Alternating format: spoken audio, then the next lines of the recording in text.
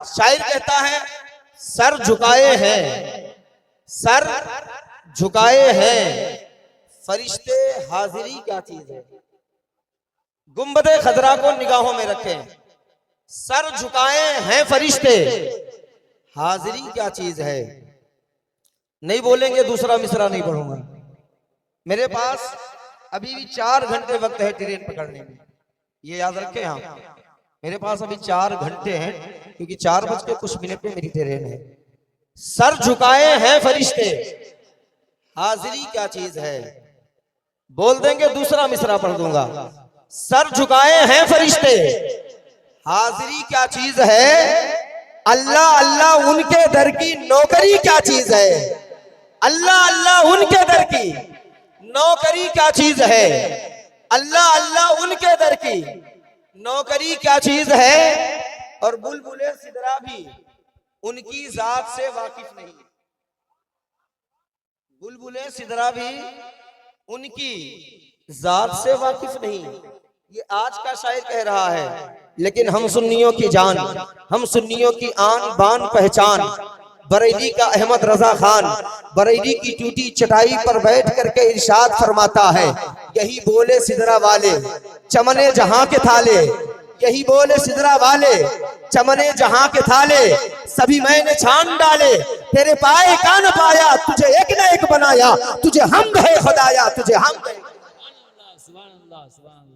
अब शायर क्या कहता है कि सर झुकाए हैं फरिश्ते, हाजिरी क्या चीज है।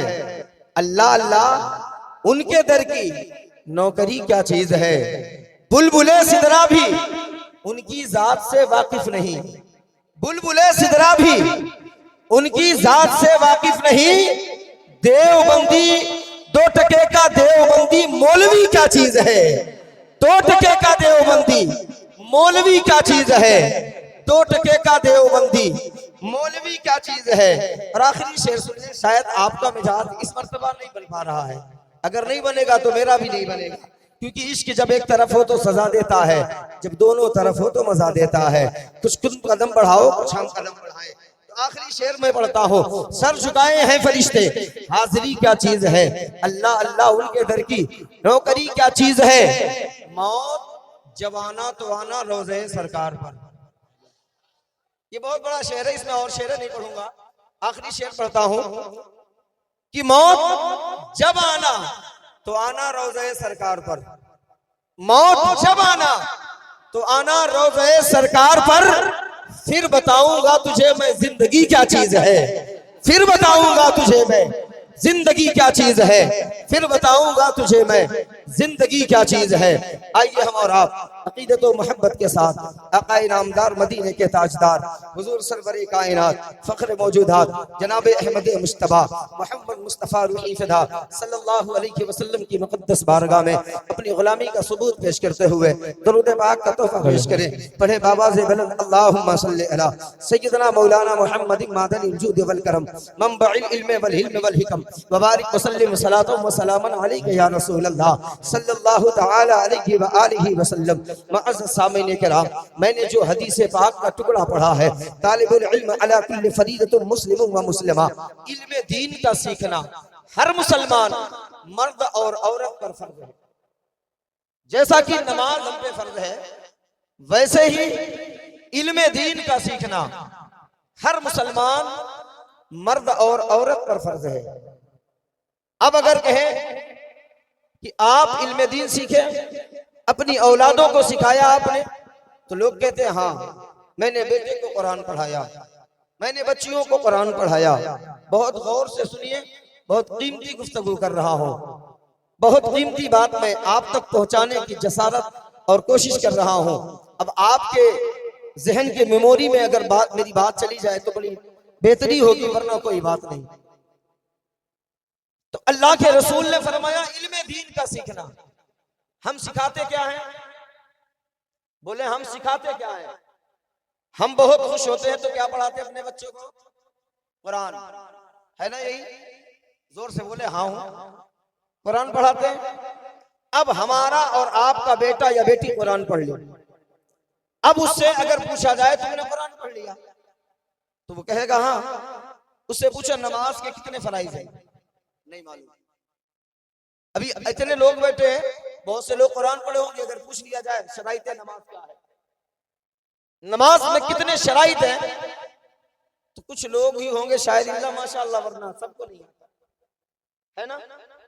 फराइज नमाज क्या है नहीं मालूम, नमाज पढ़ रहे हैं नहीं मालूम, फिर नमाज आपकी हो रही है। बोले हो रही, जब पता ही नहीं। आपको अगर कोई हुनर के बारे में नॉलेज ना हो, मिसाल के तौर पे आपको गाड़ी बनाने का हुनर नहीं है और गाड़ी आपको दे दिया जाए बनाने के लिए, फिर आप क्या करोगे? उसका सत्यानाश करोगे कि नहीं करोगे? खराब करोगे कि नहीं करोगे? तो गाड़ी बनाने के लिए सीखना जरूरी है। और अल्लाह के रसूल ने क्या फरमाया कि इल्मे दीन सीखो, इल्मे दीन सीखो। और एक मकाम पे अल्लाह के रसूल ने फरमाया या तो आलिम बनो, क्या बनो? आलिम बनो, या तो तालिबे इल्म बनो, या तो फिर आलिम के करीब हो जाओ, या तो फिर आलिम के करीब हो जाओ, आलिम से दोस्ती कर लो। और उसी को कुरान ने कहा या अय्युहल्लज़ीना आमनुत्तकुल्लाह व कुनू मअस सादिकीन, ऐ ईमान वालो अल्लाह से डरो और सच्चों के साथ हो। और कुरान में रब ने क्या फरमाया? किसके साथ? सच्चों के साथ।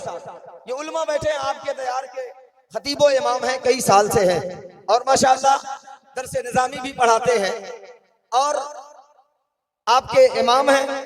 तो अब कुरान में अल्लाह ने क्या फरमाया? आज का मामला क्या है? ला इल्मी, ला का माना नहीं होता है। तो हमारे पास इल्म ना होने की वजह से आज हमारी समाज में कितनी खराबियां हैं, बस यही आप समझें। आज मेरे तकरीर का मौजू यही है कि इल्म ना होने की वजह से आज कितनी खराबियां हमारी समाज में, हमारे दरमियान पाई जाती है। कुरान ने कहा सच्चों के साथ हो जाओ। अब कुछ लोग इसका माना मतलब ये निकालते हैं वली के साथ, अल्लाह के वलियों के साथ हो जाए, है ना, वो भी सच्चे हैं। लेकिन अब आपको हर आदमी को वली तो मिलेगा, तो यहां मुराद जो लिया जा रहा है वो उलमा को लिया जा रहा है। इसलिए कि कुरान मुकद्दस में रब्बे काबा इरशाद फरमाता है इन्नमा यख्शल्लाहु मिन इबादिहिल उलमा, अल्लाह से डरने वाली अगर कोई जात इस जमीन पर है तो उसे आलिम दीन का, जो अल्लाह से सबसे ज्यादा डरती है। और अल्लाह के रसूल ने फरमाया या तो आलिम बन, या तो तालिब इल्म, इल्म दीन तलब करने वाला बन, या तो फिर आलिम के करीब हो जा, दोस्ती कर ले। अब देखें कि इनमें से हम क्या करते हैं, चारों में से कोई काम करते हैं? नहीं करते। आलिम के पास बैठने के लिए हमारे पास वक्त नहीं होता। इल्म तालिबे इल्म के लिए कोई वक्त नहीं है। वो माँ की गोद से लेकर के और कब्र लहद की गोद तक वो तालिबे इल्म बन सकता है, इल्म दीन तलब कर सकता है, सीख सकता है। लेकिन आज हमारे पास इतना वक्त नहीं कि हम इल्म दीन सीखें। अरे नहीं सीख सकते तो कम से कम अपने इमाम के करीब बैठ करके इमाम से पूछ करके मसाइल हल कर सकते हैं, क्योंकि इल्म दीन का सीखना हम पर फर्ज है, जरूरी है। मैं समझ रहा हूँ कि जलसों का जो मामलात होते हैं, मैं आपके मिजाज को समझ रहा हूँ कि जो मिजाज होता था 2 मरतबा मैंने देखा, आज बिल्कुल मिजाज नहीं है।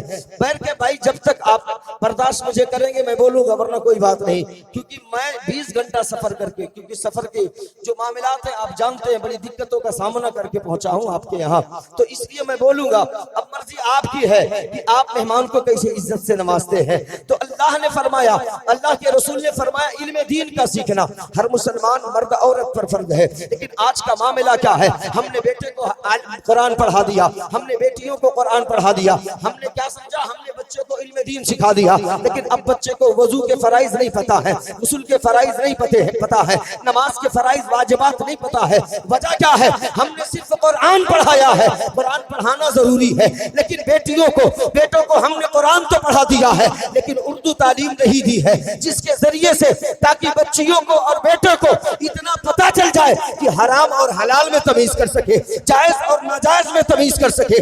हम अपने बच्चियों को और बेटों को उर्दू तालीम इतना दे दे, इतना सिखा दे कि हमारा बेटा जायज और नाजायज में फर्क कर सके, हराम और हलाल में तमीज कर सके, नमाज और गुस्ल के वाजिबात और फराइज को समझ सके। तो हमारे यहाँ बच्चों को तालीम कानून शरीयत तक दी जाती है और बेटियों को जो तालीम दी जाती है वो सुन्नी बहश्ती जेवर। सिर्फ कुरान पढ़ाने से काम नहीं चलेगा। कुरान पढ़ा करके आप साबित क्या करोगे? जब वो कुरान पढ़ेगी सवाब मिल जाएगा, लेकिन उसे क्या मालूम कि जो हम पढ़ रहे हैं इसका माना और मफहूम और मतालिब क्या है, नहीं जान सकती, नहीं जान सकता बेटा, तो उसको उर्दू पढ़ाना होगा। और आपके यहाँ अल्हम्दुलिल्लाह बच्चों का भी मदरसा है, बच्चियों का अल्हम्दुलिल्लाह है, तो फिर हमें सीखना चाहिए। लेकिन हम इल्म दीन से बहुत दूर होते हैं और बहुत से लोग इसको बहुत हिकारत से देखते हैं। यार अभी हाजी साहब लोगों ने बताया, मैंने पूछा आपके यहाँ जो मदरसा बच्चियों का चलता है इसमें फीस कितनी है? कहा कोई फीस नहीं लगती। मैं बड़ा हैरान हुआ, इतना बड़ा मदरसा चला रहे हैं और कोई फीस नहीं लेते। आज इंग्लिश मीडियम में हमारा और आपका बच्चा जाता है तो तकरीबन कम से कम 500 फीस होता है, कम से कम। लेकिन जहां दीन की बात आती है वहां हम पीछे हटते नजर आते हैं।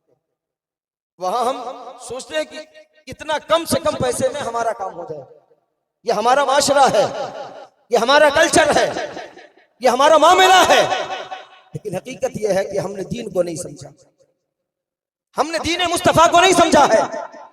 दीन मुस्तफा उतना आसान है जितना आपने मुश्किल समझा उतना मुश्किल नहीं है। आज ला इल्मी की वजह से, इल्म दीन ना सीखने की वजह से इतनी खराबियां मैं गिनाऊं, अगर गिनाऊं तो उंगलियां कम पड़ जाएंगी, कमियां नहीं कम पड़ेगी। आज लोग जरा से परेशान होते हैं, ला इल्मी की वजह से। आप जब मुसीबत में फंसते हो तो इमाम साहब को पकड़ते हो, इमाम साहब दुआ कर दो, है ना, कराते हो। जोर से बोले हाँ कुछ बोलते रहे ताकि मैं समझूं कि आप जमीन पे हयात से हैं, है ना, कराते हैं। लेकिन इतने लोग बैठे हैं, माएँ भी बैठी हैं। आपका बच्चा जब कभी बीमार पड़ता है तो क्या कभी अपने औलाद के नाम पर सदका निकाल करके मदरसे में जानते ही नहीं हो, है ना, नहीं जानते सदका? पूछे आप अपने इमाम से, सदका वो है जो बलाओं को खा, सदका वो है जो बलाओं को दूर कर देती है। लेकिन अफसोस कि ला इल्मी की वजह से हमें पता नहीं सदका है क्या चीज। अगर कोई घर में बेटा या बेटी या बाप या माँ बीमार हो जाए तो इस नीयत से कि अल्लाह मेरे माँ बाप को या मेरी औलाद को तू शिफा अता कर दे, जितनी तेरी हैसियत है, अगर 100 की हैसियत है तो 100 निकाल, 1000 की हैसियत है तो 1000 सदका कर। तेरे इदारे में तालिबे इल्म रहा करते हैं, ले जाकर के उन बच्चों में तकसीम कर दे। अल्लाह की कसम खा के कहता हूँ ये बच्चे खाएंगे और मुसल्ले पे बैठ करके, टूटी चटाई पे बैठ करके तेरे माँ बाप के लिए या तेरी औलाद के लिए अगर इन्होंने दुआ कर दी, ये तालिबे इल्म है, ये मेहमान रसूल है, अगर ये दुआ करेंगे अल्लाह अपनी बारगाह में कबूल फरमा लेगा और तेरे माँ बाप को शिफायाबी अता फरमा देगा। अल्लाह सुभान अल्लाह। लेकिन आज का माहौल क्या है, आज का मामला क्या है? आज का मामला यह है कि हम ये जानते नहीं वजह ला इल्म हमारे पास, इल्म दीन की अहमियत हमने आज तक नहीं समझी। अगर समझा होता हमने ना कि इल्म दीन का मकाम क्या है, उसकी अहमियत क्या है, कसम खुदा की हम कभी इंग्लिश मीडियम को तरफ कभी ना देते। आप गौर कर लें, गौर करें मेरे जुमले पर, मैं रटा कर तकरीर नहीं करता। आने के बाद ये पहलू दिया गया है कि इल्म दीन पर गुफ्तगू करनी है, तो मैं उसी पर गुफ्तगू कर रहा हूं। आज हम और आप बहुत मुबारकबाद के लायक हैं और बहुत खुशनसीब हैं। बहुत, मैं लब्बाजी नहीं कर रहा हूं, कैमरे चल रहे हैं, आपने उलमा से सुना भी होगा कि जिस कब्रिस्तान से मदरसे का एक तालिबे इल्म, जिस कब्रिस्तान से मदरसे का एक तालिबे इल्म अगर गुजर जाता है तो अल्लाह तबारक व तआला उस कब्रिस्तान से अजाब को उठा लिया था। ये तालिबे इल्म के कदम की बरकत है। और आपके यहाँ एक तालिब इल्म नहीं रहता, कितना रहता है ये हम भी नहीं जानते, हमने पूछा नहीं है। 10, 20, 25 तो होंगे, है ना, जो हम वक्त आपके गांव में रहते हैं, क्या पढ़ते हैं? अल्लाह के रसूल की हदीस पढ़ते हैं। कितनी बच्चियां आपके मदरसे में इल्म दीन सीख रही हैं, कुरान की तिलावत होती है। आपने उलमा से सुना है कि जहां भी कुरान पढ़ा जाता है अल्लाह की रहमतों का नुज़ूल हुआ करता है। दाएं तरफ भी बाएं तरफ भी दोनों तरफ अल्लाह उसके रसूल की बातें पढ़ाई जाती है, कुरान का जिक्र होता है, अहादीस मुस्तफा पढ़ाया जाता है। फिर फैसला आप करें, आपसे बड़ा खुशनसीब कौन हो सकता है? लेकिन फिर भी हमें ना समझ में आएगी, इल्म दीन ना समझ में आएगी कि इसका मकाम है क्या, इसका मर्तबा क्या है। हमें इंग्लिश मीडियम खूब समझ में आता है ना, यही मामला। 10,000 लगे तो हम शौक से पढ़ा लेंगे, लेकिन अगर मदरसे में 1,000 की बात आ जाए तो हम पीछे हट जाते हैं, इल्ला माशाअल्लाह कुछ लोगों को छोड़ के। ये मामला हमारा है। लेकिन इल्म दीन क्या है मैं बता दूं, सुन ले। मैंने तो मिजाज बहुत कुछ बनाया था, लेकिन वक्त बहुत हो चुका है, उस एतबार से मुझे गुफ्तगू करनी है। मिजाज तो बहुत बना के चला था कि जाना है उस दयार में जहां 2 मरतबा मैं तकरीर कर चुका हूं, तो फिर कुछ नई गुफ्तगू हो। वो लोगों, इल्म दीन क्या है, एक वाकया सुन लें, बड़ा प्यारा वाकया है। एक काफिर है, काफिर का नाम तुराब है। क्या है? जोर से बोले, तुराब है। अब वो काफिर है, मुसलमान नहीं है।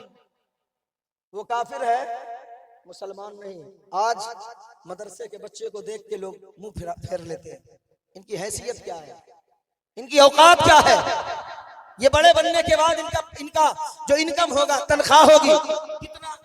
6,000, 7,000, इससे ज्यादा नहीं। हमने देखा रिश्ते नहीं होते, मौलवियों के रिश्ते होने में दुश्वारी होती है।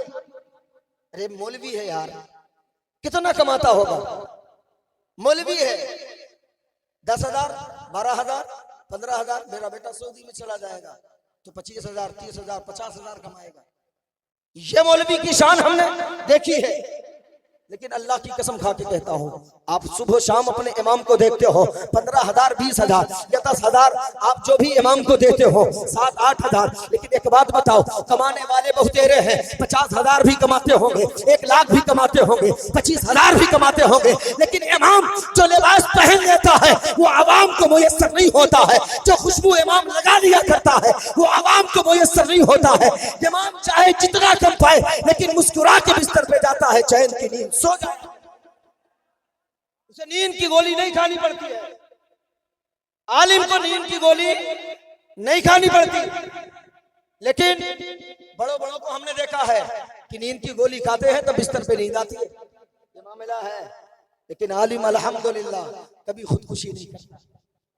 आलिम कभी खुदकुशी नहीं, कभी फाके, कभी भूखे रह करके नहीं मरता है। वजह क्या है? अल्लाह के रसूल की हदीस है। आका अलैहिस्सलातु वस्सलाम इरशाद फरमाते हैं, दुआ दिए देते हैं कि अल्लाह मेरे वारिस को तू हरा भरा रखना, मेरी उम्मत के उलमा को तू हरा भरा रखना। और ये मुस्तफा की दुआ की बरकत है। आलिम 5,000 पाता हो, आलिम 10,000 पाता हो, लेकिन उसके चेहरे पे मुस्कुराहट बनी रहा। हक़ारत से न देखा कर यार, ये हमारे सर के ताज है, इनकी जूतियों की खाक हमारे सरों पर। इमाम होते इमाम, बादशाह के मानिंद होते बादशाह के। आज कुछ ऐसे होते हैं, पीछे इस इमाम के 5 वक्त पढ़ते हैं और पीछे फिर बुराई करते हैं। नमाज होती है आपकी? बोले होगी? नहीं होगी। और जिस इमाम की इक्तिदा में कहते हो पीछे इस इमाम के, और उसके आगे चलने की कोशिश करते हो। 5 वक्त हमने उसको अपना इमाम बना करके आगे किया और हम उसके आगे चलने की कोशिश करते हैं। आलिम का मकाम छोड़ दें, आलिम तो बहुत ऊंचा है। सुने एक तालिब इल्म और इल्म की अहमियत जान लें। मेरी माएं बहनें, जो आपने ताउन किया ना मदरसे में, ये देखने में बड़ा हल्का है, ये बहुत छोटी रकम है। जो आपने हिस्सा लिया बहुत छोटी रकम, ये आपकी नजर में है। लेकिन हकीकत यह है कि जो भी अल्लाह उसके रसूल के घर में एक दिरहम भी लगा देता है और दिल से लगाता है, नाम नमूद के लिए नहीं, शोहरत के लिए नहीं, दिखावे के लिए नहीं, बल्कि अल्लाह की रजामंदी के लिए, मुस्तफा की रजामंदी के लिए, अल्लाह की कसम मदीने वाले पैगंबर इरशाद फरमाते हैं, अल्लाह तबारक व तआला उसके लिए महल में एक घर तैयार कर देता है। एक दिरहम के एवज में, एक दिरहम के बदले एक महल मिलेगा। तो फिर आपने बहुत बड़ी रकम दी है, ये आपके लिए हल्का है, लेकिन कल कयामत में समझ में आएगा। कल कयामत में ये सोचोगे कि काश जितनी भी दौलत हमारे पास होती, काश हमने कुल खुदा की राह में खर्च कर दिया होता, तो आज जन्नत में बहुत बड़ा महल हमारा। उस वक्त फिर सोचने से कुछ होने वाला नहीं है, कुछ बनने वाला नहीं है। तो वो तुराब जो था वो काफिर था। एक तालिबे इल्म है, मदरसे का बच्चा, कुछ कागज में लिख रहा था, कुछ हदीसे पाक को कोट कर रहा था, खड़े होकर के लिख रहा था। अचानक कलम जमीन पे, गौर से सुने इल्म दीन क्या है, बहुत हिकारत से लोग देखते हैं ना, लेकिन सुन ले ये इल्म दीन क्या है। कलम गिरी जमीन पर, जैसे ही कलम गिरा, अब ये ताहिर, ये तुराब जो है ये आगे बढ़ा, कलम उठाया, उठा के मुस्कुरा के बच्चे को दिया, मुस्कुरा के बच्चे ने कलम लिया, फिर लिखना शुरू कर दिया। ये दुनिया का मामला है, लेकिन अब ये जब कयामत कायम होगी तो फिर ये काफिर जन्नत में होगा। कह दो सुभान अल्लाह। कहां होगा? जन्नत में। अल्लाह का हुक्म होगा इसे जन्नत में जाने दो। तो इसके जो साथी होंगे कहेंगे तू जन्नत में कैसे, तू जन्नत में कैसे? जन्नत में इसलिए कि एक तालिबे इल्म था जो अल्लाह के रसूल की हदीस को कोट कर रहा था, उसकी कलम जमीन पे गिरी, मैंने उठा के उस बच्चे को दे दिया। ये अदा रब को पसंद आई और रब ने मुझे ईमान की दौलत से माला माल फरमा दिया, मैं ईमान वाला हो गया। दुनिया में अल्लाह ने ईमान से नवाजा था और उसी कलम को उठाने के सदके में अल्लाह तबारक व तआला ने आज मुझे जन्नत का ठिकाना अता कर। एक काफिर और एक मोमिन ये काम करे तो फिर क्या पूछना। लेकिन आज तालिबे इल्म को हमारे यहाँ दावत हो, शादी हो, 10,000 का खाना कर लेते हैं, लेकिन मेहमान रसूल की दावत नहीं करते। हमारा हाल ये होता है, हम मेहमान रसूल को दावत नहीं करते। खुदारा तुम किसी को दावत करो ना करो, लेकिन इन तालिबे इल्मों को क्या समझते हैं आप? ये मेहमान रसूल हुआ करते हैं, ये मेहमान रसूल होते हैं। इन्हें ना भूला करो, इन्हें ना फरामोश किया करो। ये अपने घर मकान दुकान सब माँ बाप भाई बहन को छोड़ करके आते हैं इल्म दीन सीखने के लिए। बहुत मेहनतों काविश के बाद, बहुत दिक्कतों के बाद तब जाकर के 10 साल 15 साल 12 साल कोई जब तालिबे इल्म बन करके मदरसे में टूटी चटाई पर और सूखी रोटियां खाता है, तब कहीं जाकर के वो आलिम दीन बना करता है। तब जाकर के उसी का सिला, उसी का बदला अल्लाह तबारक व तआला पूरी जिंदगी उसे अच्छा खानों से नवाजा करता है। ये मदरसे की सूखी रोटियां खाता जरूर है, लेकिन जब आलिम बनता है तो फिर हर रोज ये मुर्गा खाया, हर रोज अच्छी ग़िज़ाएं खाता है। इसलिए कभी जिंदगी में आप आलिम को हिकारत से या तलबा को हिकारत से कभी ना देखे। इल्म क्या चीज है पता आपको? आज इल्म ना होने की वजह से आप घर जाएं, जाने के बाद जो मैं कह रहा हूं, और अगर यहाँ पर मदरसा के जो आपके यहाँ मदरसा है उसके अगर पढ़ाने वाली मौजूद है आलिमा लोग, तो मैं गुजारिश उनसे करूंगा कि आलिम वो सारे मसाइल स्टेजों से माँ बहन तक नहीं पहुंचा सकता। कुछ ऐसे मसाइल होते हैं, तो कल जलसा औरतों का होने वाला है ना, तो मैं उनसे गुजारिश करूंगा कि आप जो गुफ्तगू करें वो गुफ्तगू करें जो औरतों की जरूरियात है। कम से कम उन्हें पाकी नापाकी का पता चले, वरना आज कितनी ऐसी माएं बहनें हैं जिन्हें यह भी नहीं पता कि हम पाक हैं कि नहीं, शरीयत ने हुक्म क्या दिया है हम जानते नहीं। और ना तो कभी इन्होंने अपने शौहर से कहा कि मौलाना से पूछ लो, और ना तो शौहर बेचारा बुद्धू, उसको इतनी तमीज कि ये सारे मसाइल हैं, जाके कभी इमाम से जिक्र करें, इमाम से पूछे, इमाम से पूछने के बाद हम अपनी बीवी को बता दें। नहीं पूछेगा। पूछा है किसी ने? औरत के मसाइल को लेके नहीं। हाँ, कोई मसला यूट्यूब में सुन लेगा, फिर इमाम से कहेगा ये मसला आपको पता है। अबे हर मसला इमाम हर वक्त जहन में लेके नहीं टहलता है। अगर इमाम ने खुदा ना खास्ता कह दिया नहीं मेरे जहन में नहीं, हम जानते थे, आपको कहाँ पता, मुझे मालूम है ये मसला, ये हालात होते हैं। और ऐसा करने वाला फिर मुसलमान नहीं रह जाता, इसको याद रख लेना। क्योंकि आपने एक आलिम ने नुक्स ढूंढा है, कमी तलाश करने की कोशिश की है। और आलिम क्या होता मैं बताऊं, आप किताब उठा के पढ़े। अगर कोई आलिम को बुरा भला कहे या दिल में जाने तो फिर 7 नस्लों तक उस खानदान में अल्लाह आलिम नहीं, 7 नस्लों तक उस खानदान में फिर कोई आलिम नहीं बन सकता। अगर कोई आलिम का बुग़्ज़ सीने में रखता है, इसको याद रखिए। आलिम को, उलमा को हल्के में ना ले। मदरसे में जो बच्चियां पढ़ती हैं उनको हल्के में ना ले। वो रसूलुल्लाह सल्लल्लाहु अलैहि वसल्लम के घर में ज़ेरे तालीम है, इल्म दीन सीखती हैं, खुदारा उनको भी हल्के में ना लेना। मैं आपको बताना चाहता हूँ बड़ी तेजी के साथ, आओ मैं बता दूं कि इन तालिबे इल्म का मकाम कितना ऊंचा है। तुम्हारा बेटा जाता है और जाने के बाद किससे जाता है, गाड़ी से जाता है, गाड़ी से सवार होकर के जाता है। अब दोनों का फर्क मैं दिखाना चाहता हूँ, अंदाजा आप लगाइएगा कि एक मेहमान रसूल का मकाम कितना ऊंचा होता है, एक दीन इस्लाम सीखने वाले का मकाम कितना ऊंचा अल्लाह ने किया है। हमारा और आपका बच्चा जब इंग्लिश मीडियम पढ़ने को जाने को तैयार होता है, मैंने देखा है माँ भी तैयार कराती है, बाप भी तैयार करा रहा है, बड़ी बहनें हैं वो भी संभाल रही है, भाई हाथ थाम करके बस स्टैंड तक ले जाता है, बस में बैठाता है, बस में बैठाने के बाद फिर वो स्कूल पहुंचता है, स्कूल में पढ़ता है। पीछे एक अगर देखा जाए तो कई किलो उसके पुष्ट पे बस्ता लादा जाता है।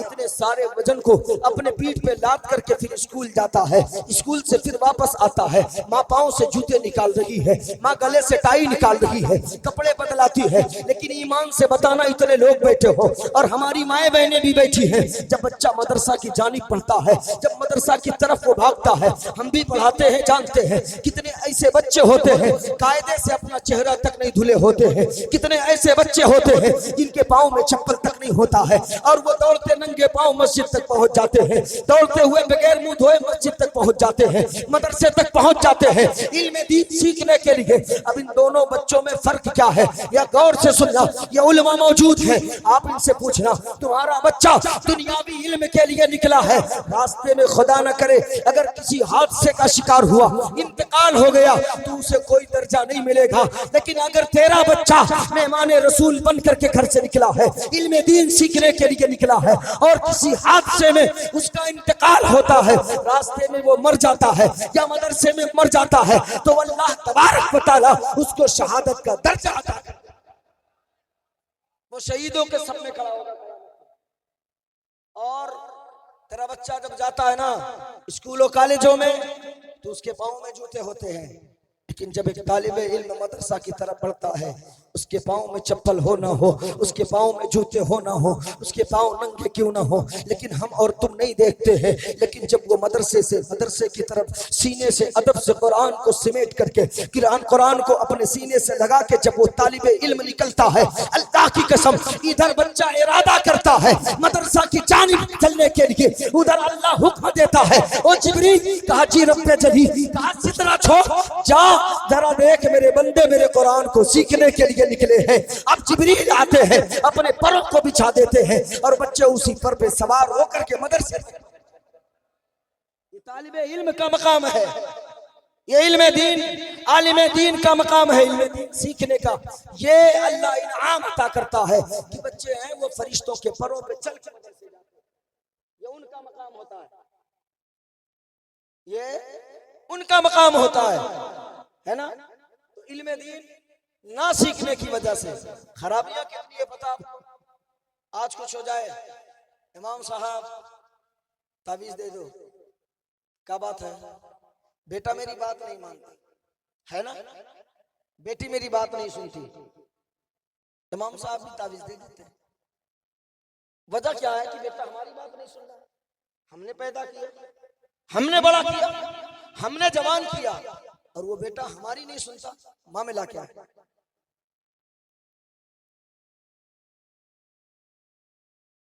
तो मामला क्या है, कि बेटा को हमने पाला, हमने पैदा किया, खिलाया पिलाया, उसके तमाम ख्वाहिशातों को पूरा किया, लेकिन बेटा हमारी नहीं सुनता। वजह क्या है?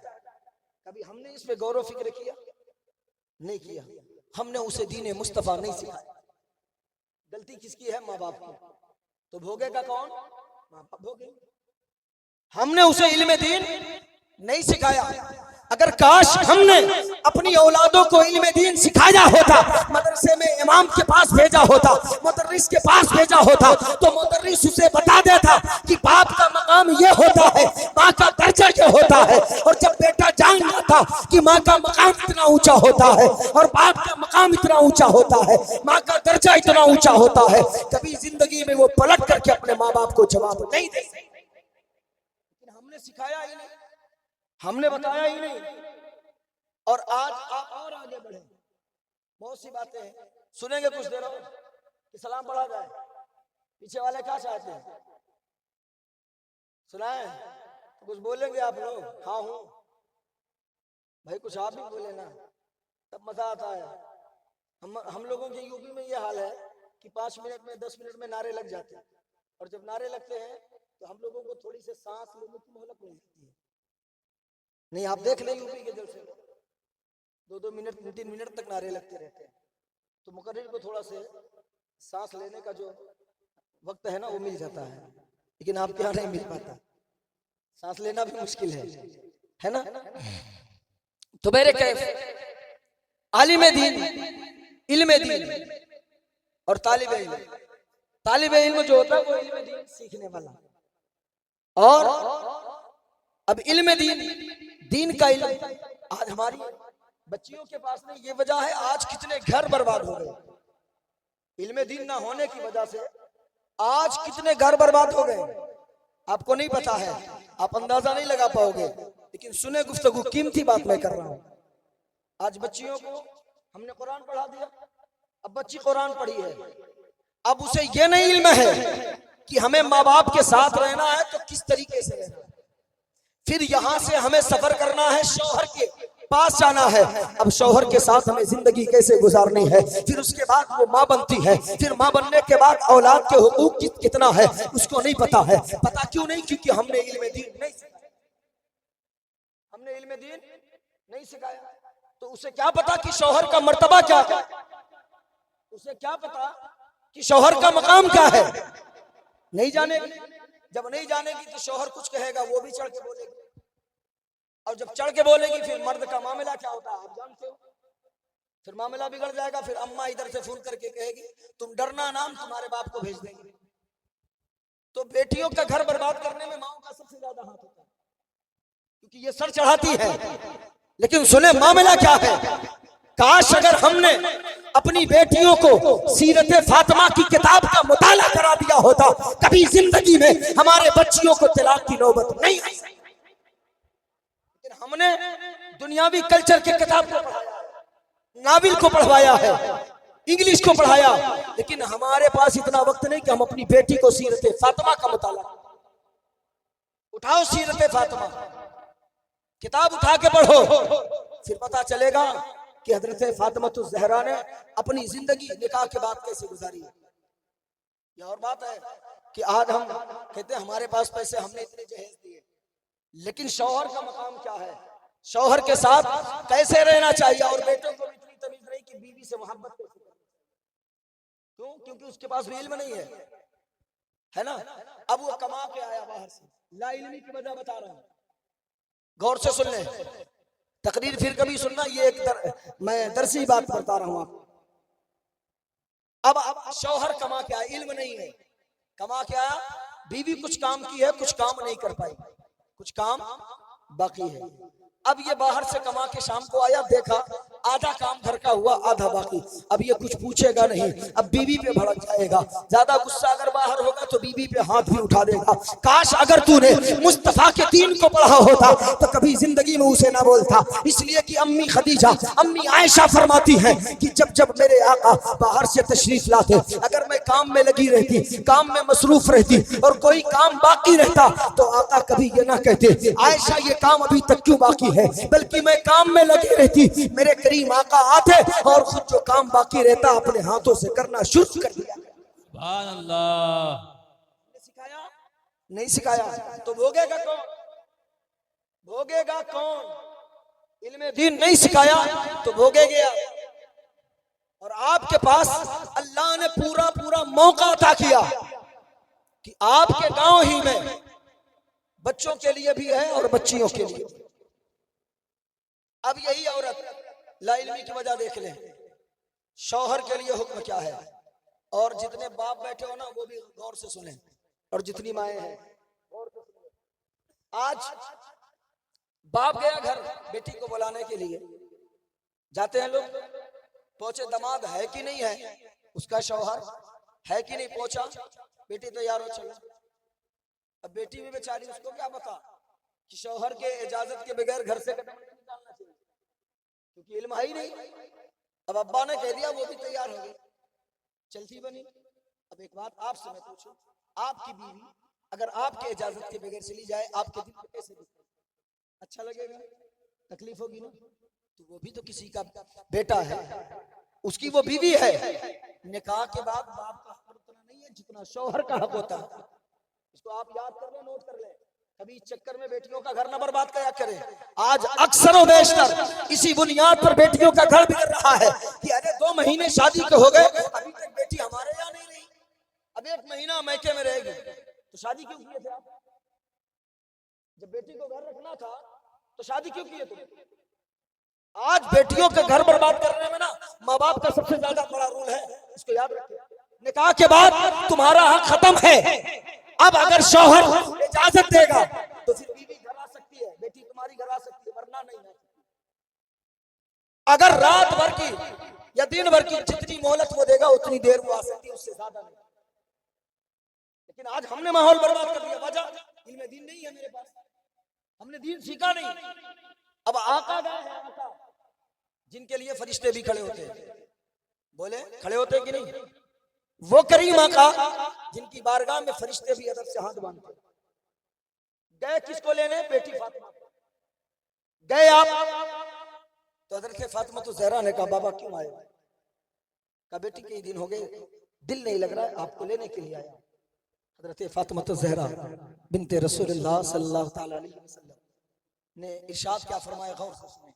ये तरीका किसने सिखाया था? आमिना के लाल ने सिखाया था, खुद मुस्तफा करीम ने सिखाया था। हजरत फातिमा ज़हरा ने कहा बाबा ठीक है आप मुझे लेने आए हो, ठीक है मैं चलूंगी, लेकिन अभी नहीं चल सकती। कहा फिर? कहा मेरे अली को आने दो, इजाजत ले लेती हूँ फिर चल। सुभान अल्लाह, सुभान अल्लाह। बोलेंगे आप, मैं चला जाऊंगा ट्रेन पकड़ लूंगा तब सुभान अल्लाह। देखिए इधर भी क्या कहते हैं, सिग्नल हो गया, शिरनी आ गई, मतलब तकरीर खत्म।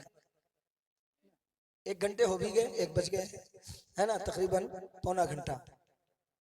तो मेरे कैफ क्योंकि माहौल आप देख ले हैं क्या माहौल है।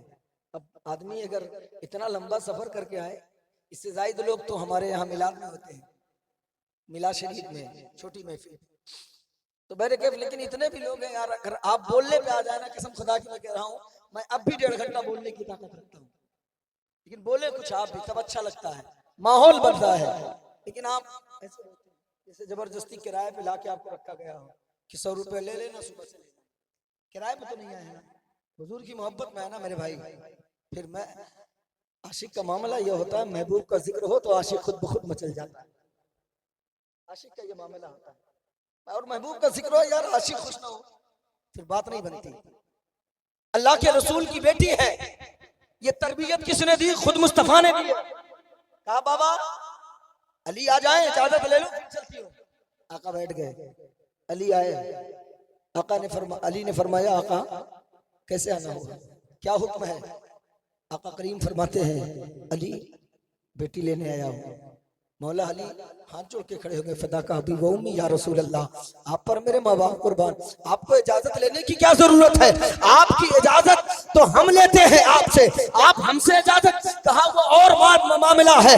हाँ, मैं इख्तियार रखता हूँ, मैं इमामुल अंबिया हूँ, मैं अगर चाहता अपनी बेटी फातिमा को लेके जा सकता था। अली तुम कुछ न बोलते, लेकिन फिर आने वाले कयामत तक मेरी उम्मत को ये सबक बन जाता। फिर वो अपने शौहरों से और जो लोग हैं वो अपने दामादों से ना पूछते, आते और बेटी लेके चले जाते। लेकिन अली, आज मैं तुमसे पूछ ले रहा हूँ, मेरी उम्मत को ये पता चल गया कि बगैर शौहर के इजाजत के बगैर बेटी को लेकर के आया नहीं। नाराए तकबीर, नाराए तकबीर, नाराए रिसाला, उलमा अहले सुन्नत। और वो इस्लाम की शहजादियों, तुम भी कान खोल करके सुन लो, बगैर शौहर के इजाजत के, शौहर के इजाजत के बगैर घर से कदम नहीं निकाल सकती। शादी के बाद औरत पर सबसे ज्यादा जो हक होता है वो शौहर का होता है, और बेटे पे जो सबसे ज्यादा हक होता है ना, बेटे पे, वो माँ का हक। बीवी पे किसका हक? शौहर का। लेकिन उस बेटे पर किसका हक है? माँ का हक ज्यादा है। इसको याद रखना। लाइल्मी की वजह से हम नहीं समझते हो लोग, यही हाल है ना हमारा। और ये हकीकत भी हमने देखा है। हम लोग दुआ तावीज करने वाले लोग भी हैं, तो जानते हैं बहुत से मैटर आते हैं। अगर आज जेहालत हम आपको दिखा रहे हैं, देखें, और बिलखुसूस अपनी माओं को मैं यहाँ से ये जलसा से एक सबक लेकर के जाए। आज अगर शौहर और बीवी साथ में खाना खा लें, ये जेहालत है, इल्म ना होने की वजह से। अगर बहू नई नई आई हो और बेटा साथ में खा ले और अम्मा की नजर पड़ जाए, इमाम साहब, हाँ क्या हुआ? मेरा बेटा निकल गया हाथ से, अब ताबीज दे दो। बर्बाद हो गई मैं, क्या हुआ? नहीं नहीं, अब हाथ से गया बेटा, क्या हुआ? अरे वो अपनी बीवी के साथ बैठ के खाता है। ये जहालत है। ओ इस्लाम की शहजादियों, शहजादों, सुनो तरीका क्या है। मुस्तफा करीम इरशाद फरमाते हैं, अगर मोहब्बत से बीवी एक लुकमा अपने हाथ से अपने शौहर को खिलाए, या शौहर मोहब्बत से एक लुकमा अपने हाथ से अपने बीवी को खिलाए, तो अल्लाह तबारक व तआला उन दोनों के नामे अमाल 90 नेकियों का इजाफा कर देता है। 90 नेकियां मिलती है बीवी शौहर को या शौहर बीवी को खाना खिलाए। आज उसको हम, अरे बर्बाद हो गया भाई, ये हाल बना के रखा। वजह जहालत है। हमने शरीयत नहीं पढ़ी, हमने मुस्तफा का दीन नहीं सीखा। अच्छा, अगर बेटा बहू खा ले तो आफत है, और वही अगर दामाद आ जाए बेटी के साथ बैठ के खाए, तब तो अब्बा भी खुश, अम्मा भी। मेरी बेटी बड़ी खुश नसीब है, बहुत अच्छे घर में है, वो भी तो किसी की बेटी लेकर आए यार। अगर तुम चाहते हो कि तुम्हारी बेटियां रानी बन के रहे ना, तो तुम भी किसी की बेटी लेके आते, उसे रानी बना के रख। अल्लाह तेरी बेटियों को जिस घर में रहेगा, अल्लाह पूरी जिंदगी तेरे बेटियों को खुशहाल रखे। जैसी करनी वैसी भरनी। तू दूसरे की बेटियों को सताएगा, जाहिर सी बात है, फिर तेरी बहन बेटी कभी खुशहाल नहीं रह सकती। इसको याद रख ले आप। और आगे बढ़े। जहालत की वजह से कितने गलत काम। आज भाई भाई में इख्तिलाफ, बाप बेटे में इख्तिलाफ, भाई बहन में इख्तिलाफ। वजह ला इल्मी। हमने कभी ये सोचा नहीं कि दीन ने हमें रिश्तों की अहमियत क्या बताई। कभी हमने सोचा? बोले सोचा कभी हमने नहीं। आज बड़ा भाई बाप के मरने के बाद अगर कोई बाप की तरफ लेता है, बाप की जगह खड़ा होता है ना, तो वो घर का बड़ा भाई है। लेकिन जहां छोटा कमाने लगा, फिर तेरी औकात क्या है? ना औकात तक नाप लेता है, अपने भाइयों की वो औकात तक नाप लेता है। चंद सिक्के कमाने लगा ना, तो फिर भाइयों की औकात नाप लेता है। मुझे इतनी होश नहीं कि बाप के बाद अगर किसी ने हमें संभाला है और कोई साथ दिया है और कोई कमा के अगर इस मंजिल तक पहुंचाया है, तो वो कोई और नहीं, वो हमारा अपना भाई है, जो हमारे लिए अपनी जान की बाजी लगाने के लिए तैयार है। आज वो अच्छा नहीं लगता। क्यों? क्योंकि हमारे पास इल्म ने, हमने अहमियत नहीं जानी कि बड़ा भाई का दर्जा क्या होता है, बड़ा भाई क्या होता है, बड़ी बहनें क्या होती है। मैं बताऊं आपको, माँ के बाद तुम्हारा सबसे ज्यादा ख्याल कौन रखता है? बोले बड़ी जो बहनें होती है ना घर में। ये और बात है कि आज आने के बाद तुम्हारे नाक चढ़ जाते हैं। आज बहनें घर आ जाए तो जहालत है ये। क्यों? क्योंकि हम मदरसे तक पहुंच करके या अपने इमाम के करीब पहुंच करके कभी हमने नहीं पूछा है कि बहनों का दर्जा क्या होता है और बहनों की बहनों से मोहब्बत करने का सलीका और तरीका क्या। नहीं पूछा। क्यों? क्योंकि हमने इल्म दीन सीखने का हमारे सीनों में जज्बा ही। आज वो बहन नहीं अच्छी लगती जो बहन पेशाब पाखाना तुम्हारा कपड़ा काजल तेल सब किए, क्या नहीं करती माँ के बाद। अगर सबसे ज्यादा तेरी परवरिश कोई की है, अगर घर में बड़ी बहनें मौजूद हैं तो वो किया क्या तेरे लिए। वो बहनें लड़ भी जाती हैं यार, कभी तुमने नहीं जाना। अगर बहनें लेके निकल जाए और कोई कह दे बस कि तेरा भाई अच्छा नहीं लगता, जबड़ा तोड़ देती है, बहनें वो होती हैं। और आज अगर 2 दिन के लिए तेरे दरवाजे पर आ जाए तो भिखारन लगती है वो बहनें, फिर वो बोझ लगती है बहनें। अफसोस यार, इल्म नहीं हमारे, जहालत भरी है। वरना वो बहनें क्या चाहती हैं आपसे? कभी मकान मांगा आपसे? बोले दुकान मांगा? जमीन में हिस्सा मांगी? नहीं। फिर इसी उससे इतना नफरत जलन हसद क्यों है? वो बस तुझे नहीं भूल पाती, ये याद रख लेना। वरना जाके घर पूछ लेना अपने बहनों से, वो तेरी दौलत की भूखी नहीं होती, बस वो तुझे नहीं भूल पाती है। वरना तुझसे ज्यादा उसकी भी दौलत होती है, उसके भी शौहर है, उसके भी औलाद है। लेकिन वजह क्या कि तेरे चेहरे में बाप का चेहरा नजर आता, इसलिए वो तुझे नहीं भूला करती। बहनों को लावारिस बना के रखने की वजह यह है कि हमारे अंदर इल्म दीन नहीं है। कब आप सोचेंगे कि हम इल्म दीन सीखे? नहीं सीख पाए, वक्त है। मदरसे में जाने के लिए आपके पास वक्त नहीं है क्योंकि आप बड़े हो चुके हो। तो कम अज कम कुछ वक्त अपने इमाम के करीब बैठ करके अगर एक दिन में एक मसला पूछोगे तो फिर महीने में 30 दिन होते हैं, 10 मसले तो हल हो ही जाएगा। वक्त दो इमाम के पास नहीं। होटलों पे वक्त देने के लिए हमारे पास वक्त होता है, चौराहों पे बैठने के लिए हमारे पास वक्त होता है, लेकिन आलिम के पास बैठने के लिए वक्त नहीं होता। क्यों? क्योंकि वाली आलिम अच्छा नहीं लगता। कहीं ऐसा ना हो आलिम के पास चले जाए और आलिम कुछ बता दे, कुछ डिमांड कर दे, है ना। अगर देर होगी तो इशारा कर दीजिएगा ताकि बताइएगा अगर देर होती होगी। उनका तो मैं मजाक नहीं पढ़ पा रहा हूँ, है ना। हा? क्या चाहते हैं भाई? जरा एक मर्तबा दोनों हाथों को उठाएं, तो उठाएं दोनों हाथों को, सारे लोग उठाएं, कहते या रसूल अल्लाह, और बुलंद आवाज से कहें लब्बैक या रसूल अल्लाह। सुनेंगे थोड़ी देर और। देखिए अगर कोई भी उबे इशारा ऐसे करना, आखिरुद्दावाना मैं पढ़ूंगा। क्यों पता? मैं इसमें बहुत माहिर हूं, आखिरुद्दावाना पढ़ लेंगे, जो मुकद्दर में है वो लेके जाऊंगा, ना उससे ज्यादा होगा ना उससे कम होगा। इन्नल्लाह यर्ज़ुक़ु मन यशाउ बिग़ैरि हिसाब, अल्लाह बेहिसाब देने वाला।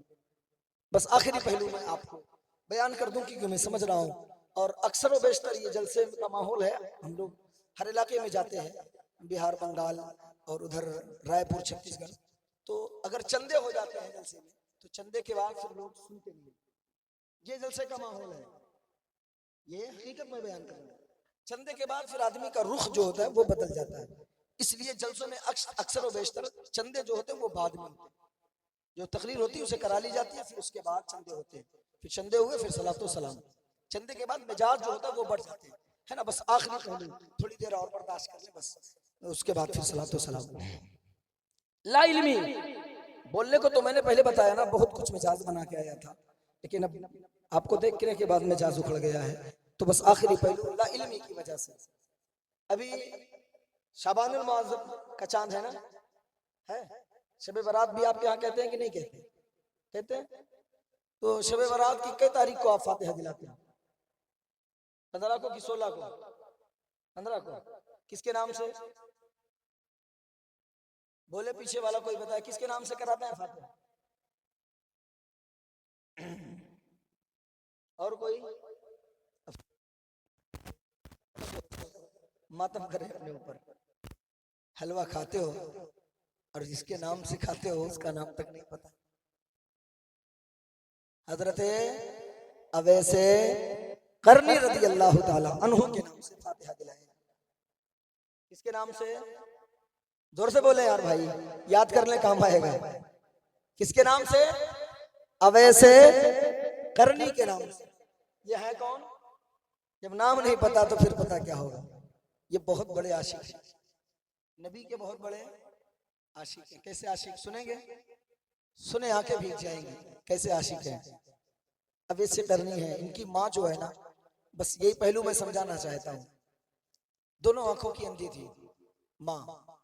आज हमारी अम्मी लोग अच्छी होती हैं फिर भी हमें अच्छी नहीं लगती है ना। बीवी आ जाए तो बिल्कुल नहीं अच्छी लगती। अब ऐसे करनी की माँ दोनों आंखों की नाबीना है। अब ऐसे करनी खिदमत करते हैं। एक दिन कहा अम्मी, अब ऐसे करनी ताबईन है, हुजूर का जमाना पाया लेकिन दीदार ना किया। गौर से सुनिएगा वाकया, तड़प पैदा होगी। इश्क कहते किसको है, आशिक होता कैसा है। अब ऐसे करनी ने कहा अम्मी, आका की बड़ी याद आता है। कहा फिर बेटा बता क्या करना चाहता। कहा अम्मी नबी का दीदार करना चाहता। कहा बेटे सुन, मेरी तबीयत खराब चल रही है, हो सकता है मैं मर जाऊं, मेरा इंतकाल हो जाए, फिर उसके बाद चले जाना। कहा ठीक ठीक। कुछ दिन गुजरा, साल भर तकरीबन। फिर अब ऐसे करने ने कहा अम्मी जाने दे। कहा बेटा आप तो बिल्कुल इस किनारे पर हो, अगले मेरा इंतकाल हो जाएगा फिर चले जाना। फिर साल गुजरा। फिर अब ऐसे करने ने कहा अम्मी नहीं बर्दाश्त होता, अब नहीं बर्दाश्त कर पाता हूँ, अम्मी दीदार करने दे मुस्तफा का, अम्मी दीदार करने दे, देखने दे एक बार महबूब को। मैंने कहा देखना चाहता है। कहा हाँ। कहा फिर मेरी जरूरियात के सामान जल्दी ला बाजार से। और 8 पहर का वक्त या 4 पहर का वक्त दिया था मैंने। करण कहाँ है, मदीना कहाँ है? करण कहाँ है, मदीना कहाँ है? जो 4 या 8 पहर का वक्त माँ ने दिया था, उतने वक्त में जहाज से भी सफर नहीं किया जा सकता। लेकिन आशिक आशिक होता है। माँ का सामान लाके रखा सिरहाने, माँ के कदम को चूमा, दौड़ना शुरू किया। अल्लाह अकबर। दौड़ लगा दी मदीने की तरफ। कुछ दूर दौड़े, फिर कहा अवैस संभल, तू किस तरफ जा रहा है? महबूब के कूचे की तरफ जा रहा है, दौड़ के जा रहा है, ये बेअदबी है। दौड़ के जा रहा है, ये बेअदबी है। फिर आहिस्ता आहिस्ता चलते। फिर दिल ने कहा अवैस वक्त बहुत कम है, तू माँ से वादा करके चला है। फिर अवैस दौड़ने लगते। बहरे कैफ कभी जब नबी के बारगाह का अदब ख्याल आता, आप रुक जाते, धीरे धीरे चलते। फिर जब वक्त का मामला होता, फिर दौड़ना शुरू करते। जैसे ही मदीने की गलियों में पहुंचे हैं, महबूब की खुशबू आने लगी है। अब ये पहुंचे कैसे? ये पहुंचना नामुमकिन था, ये रब की मशीयत थी, ये रब की मर्जी थी। जमीन को सिमेट करके आशिक को महबूब के कदमों में, आशिक को महबूब के कदमों में भेज दिया। पहुंचे मदीने की गलियों को बोसा देने लगे। बच्चे खेल रहे हैं, कभी बच्चों को चूमते, कभी उनके पांव को चूमते। क्यों चूम रहा है? इस गली से मेरा महबूब गुजरा होगा। अल्लाह, इस गली से मेरा महबूब गुजरा होगा। मस्जिद नबवी में पहुंचे, साहबा बैठे हैं। आपने चारों तरफ नजर डाली, महबूब का चेहरा नजर नहीं आया, क्योंकि आप कई मर्तबा ख्वाब में आका का दीदार कर चुके थे, खुली आंखों से देखना चाहते थे। आका न दिखे, साहबा से पूछे, वो साहबे किराम महबूब कहाँ है? कहा वो मदीने से बाहर गए हैं। इतना कहना था, जो दिल की धड़कनें थी ना वो थम गई कि इतने दिनों बाद वक्त मिला है और लग रहा है कि आका का दीदार नहीं होगा। फिर वहां से चले। फिर आने के बाद सोचा हुजरे में देख ले। आते हैं हुजरे में, अम्मी आयशा को आवाज देते हैं। अब अम्मी आयशा है। कुंडी जब खटखटाया है अवैस ने, अम्मी आयशा ने कहा कौन? कहा मैं करण से आया हूँ। कहा नाम क्या है? कहा मुझे जमाना अवैस कहता है। इतना सुनना था। हजरत आयशा फरमाती है मामला क्या है, बात क्या है? कहा आका कब आएंगे? कहा मुझे पता नहीं आका कब आएंगे। कहा क्यों आए हो? कहा हुजूर का दीदार करना है। कहा थोड़ी देर इंतजार कर ले। कहा अम्मी आयशा मैं इंतजार नहीं कर सकता। कहा क्यों नहीं कर सकता? कहा मामला ये है कि वहां माँ है और माँ की बात है और माँ से वादा किया हो, मैं अपने माँ का वादा नहीं तोड़ सकता। अंधी माँ है, वादा नहीं तोड़ सकती। और हम और आप बोले इल्म ना होने की वजह माँ को गालियां भी देते हो, बाप को धक्के भी मारते हो, है ना? फिर कहते हो यार बहुत परेशान है मौलाना दुआ कर दो। फिर कराओ पीर साहब से दुआ, गारंटी से बोल रहा हूं, वो किसी सिलसिला का पीर हो, किसी सिलसिले का पीर हो, नहीं हो सकता मामला हल। क्यों? बाप से बड़ा कोई पीर नहीं हो सकता, इसको नोट कर ले आप। बाप से बड़ा पीर कोई नहीं हो सकता। वरना मेरा चैलेंज है, कोई हदीस का एक टुकड़ा, कोई हदीस का एक मफहूम या कुरान पाक का कोई मफहूम, कोई आयत बता दे जिसमें यह कहा गया हो कि तुम्हारी जन्नत का दरवाजा तुम्हारा पीर है। लेकिन कई मकाम पर बाप का जिक्र कुरान में भी आया है, हदीस पाक में भी आया है, और अल्लाह के रसूल ने फरमाया कि अगर तेरी जन्नत तेरे माँ के कदमों के नीचे है तो फिर जन्नत का दरवाजा तेरा बाप हुआ।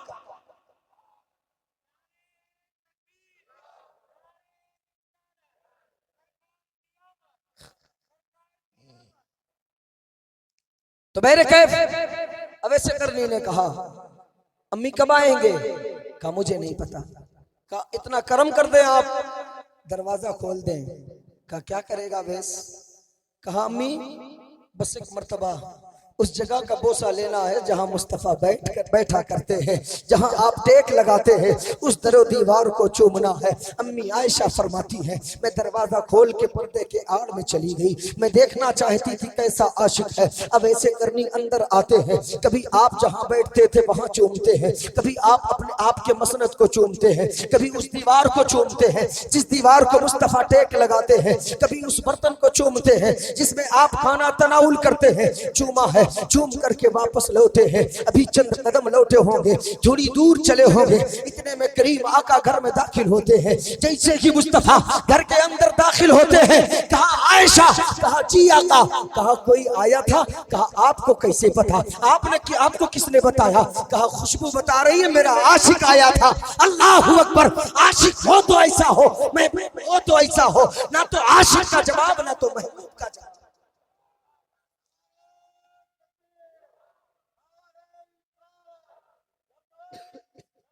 या रसूल अल्लाह, लब्बैक या रसूल अल्लाह। अवैसे करनी मकाम क्या है? अल्लाह के रसूल ने कहा मेरा कोई गुलाम आया था। कहा आपको कैसे पता? कहा खुशबू बता दी। कहा हाँ आया था। कहा कौन था? कहा आप ही बता दें जब खुशबू आपने बता दी है। कहा वो तो मेरा करन का अवैस था। अल्लाह अकबर इतना कहना था, अम्मी आयशा रोने लगती है। कहा मामला क्या है? कहा या रसूल अल्लाह बहुत तेरे आशिक को सुना था, लेकिन आज ऐसा आशिक आया था जिसके बाल में गर्दो गुबार थे, चेहरे पर गर्दो गुबार थे, बाल बिखरे पड़े थे। या रसूल अल्लाह वो रोते जा रहा था, दरो दीवार को चूमता जा रहा था, कभी बर्तन को बोसा देता, कभी बिस्तर को बोसा देता, कभी दरो दीवार का बोसा देता। या रसूल अल्लाह ऐसा आशिक मैंने आज तक नहीं देखा है। आका फरमाते हैं मेरे अवैस से तूने कुछ कहा? कहा नहीं, बस उसने इतना कहा था कि जब मेरे महबूब आ जाए मेरा सलाम कह देना। आयशा तू जानती है वो कौन है और खुदा की बारगाह में उसका मकाम क्या है? अल्लाह उसका रसूल बेहतर जानता है। तब हम सबके करीम आका इरशाद फरमाते हैं आयशा मेरा अवैस वो है अगर वो मेरी उम्मत के लिए दुआ कर दे तो अल्लाह तबारक व तआला मेरी उम्मत की मग़फ़िरत उसकी दुआ के सदक़े में। वो वैसे माँ के वादे की वजह से हुजूर का दीदार नहीं किया। अब अंदाजा लगा लो माँ का मकाम कितना ऊंचा है। और अवैसे करनी से जब पूछा गया ये मकाम आपको मिला कैसे? अवैसे करनी ने कहा इबादत की बुनियाद पर, सजदे की बुनियाद पर ये मकाम नहीं मिला है, बल्कि मैंने अपनी माँ की खिदमत की है और माँ की दुआओं की बरकत से अल्लाह ने ये मकाम अता कर दिया। ये माँ के खिदमत का सिला है। जो बॉम्बे गए वो जानते हो कि मखदूम माहिनी जानते हैं, बम्बई नहीं गए इसमें से कोई गए हैं, उनको भी ये मकाम अगर मिला ना, वाकया नहीं बताऊंगा इतना वक्त नहीं है, उनको भी ये मकाम अगर मिला है, आज समंदर पे बसेरा बसाए हैं, तो ये मकाम ज़ुहदो इबादत और तकवा की बुनियाद पर नहीं बल्कि माँ की दुआ के सदक़े में अल्लाह ने ये मकाम अता किया। जिसको पढ़ाने वाले कौन मालूम? हजरत खिद्र है, उन्होंने आके पढ़ाया था आपको माँ की दुआ की बरकत से, वो मकाम है। लेकिन आज लाइल्मी की वजह से, जहालत की वजह से आज भाई भाई में इख्तिलाफ है। मुझे हर पहलू पे थोड़ी देर बोलना था, लेकिन बस मैं आखिरी बात कर रहा हूँ, सुन लें और समझने की कोशिश करें। इल्म बहुत जरूरी है, इल्म दीन बहुत जरूरी है। आज अक्सर व बेशतर जहालत की बुनियाद पे लोगों के यहाँ शादी पड़ती है तो डीजे नाच गाने होते हैं। आप क्या होते हैं? होते हैं कभी कभी। अल्लाह, शर्म नहीं आती यार? हम नाचने के लिए पैदा हुए। बहुत कुछ कह सकता हूं लेकिन एक जुमले में मैं आपको समझा दूं। क्या हम नाचने के लिए पैदा हुए? बोले हम नाचने के लिए, अल्लाह ने हमें नाचने के लिए पैदा किया। हम अशरफुल मखलूकात हैं, इमामुल अंबिया की उम्मत में से है ना? हम नबी की उम्मत है, नबी के गुलाम है और नबी का गुलाम नाचे। आप नचनिया बन के पैदा हुए या अपनी औलादों को तुमने नचनिया पैदा किया जो गानों के तर्ज पे नाचे? अल्लाह ने तुझे नाचने के लिए नहीं बल्कि मुस्तफा के गुलाम बन करके जमाने को अपनी उंगली के इशारे पे नचाने के लिए। समझ लें आप, नाचने के लिए नहीं पैदा हुए। मुस्तफा के सच्चे गुलाम बन जाओ, फिर पूरी दुनिया को अपने इशारों पे नचाते थे। और अल्लाह वाले फिर नचाए भी हैं, दिखाए भी हैं। खड़ाओं को हवा में उड़ा के फिर पीटा है, फिर होश ठिकाने ला दिया। इसको याद रखना। तो खुदारा ये बहुत बहुत बहुत बड़ा गुनाह है। पैसा देके हम गुनाह खरीदते हैं यार। डीजे वाले को पैसा भी देते हैं, गुनाह भी लेते हैं। और इमाम साहब अगर निकाह पढ़ाने के बाद कहते हैं 5000 हुआ, किस हदीस में लिखा है साबित करो? कहाँ लिखा है निकाह पढ़वाई लेना? 500 लेना हो लो, नहीं तो नहीं। अब आपके यहाँ जो भी चलता मुझे नहीं पता, हमारे तरफ अक्सर लोग 500 तक आते हैं, लेकिन अब कुछ भली भला 2500 मिलने लगा।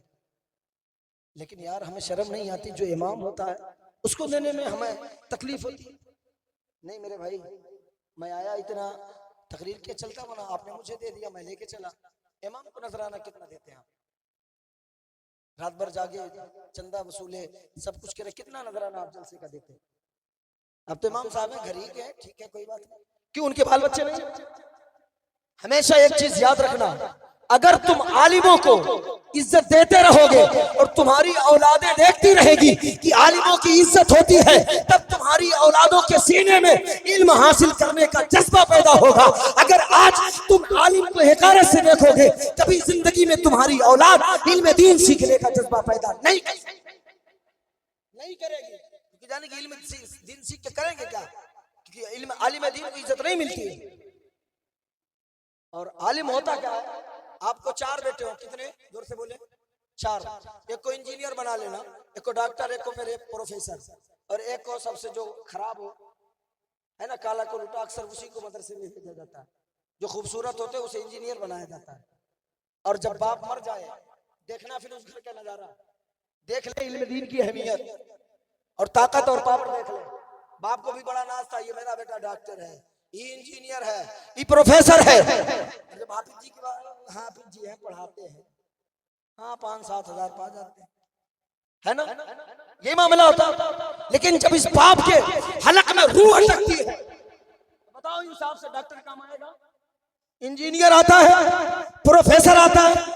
हाफिज जी को बोला, अब क्या करेगा हाफिज जी? हाफिज जी अब सूरह यासीन पढ़ेगा। देखो पावर इल्म दीन का, कुरान का।